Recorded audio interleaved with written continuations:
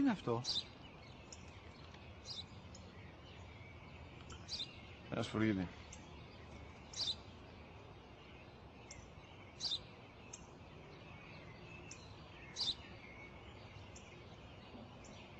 Τι είναι αυτό? Μόλις τώρα στο πατέρα, σφουργίτη είναι.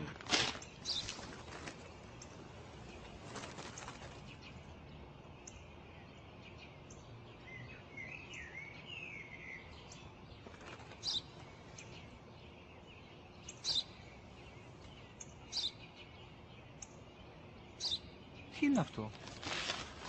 Ένα σπουργίτη είναι, πατέρα. Ένα σπουργίτη. Σπου-γι-τι!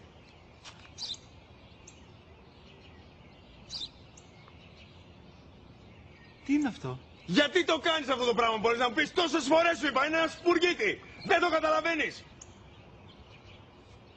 Πού πας?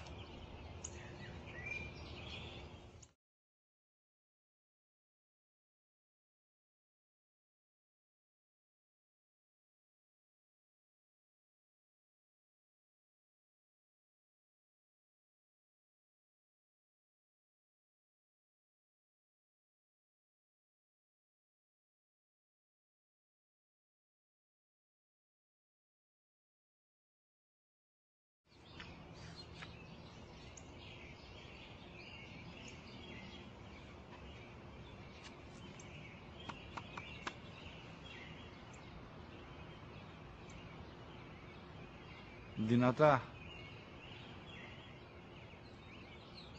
Σήμερα ο μικρός μου γιος που πριν λίγες μέρες έκλεισε τα 3 καθόταν μαζί μου έξω στο πάρκο όταν ένας σπουργίτη ήρθε και κάθισε απέναντί μας.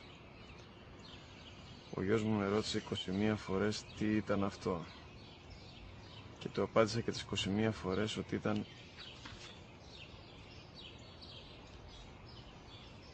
ένα σπουργίτη. Τον αγκάλιασα τρυφερά και τις 21 φορές που μου έκανε την ίδια ερώτηση, ξανά και ξανά, χωρίς να εκνευριστώ, νιώθοντας στοργή για το αθώο μου αγοράκι.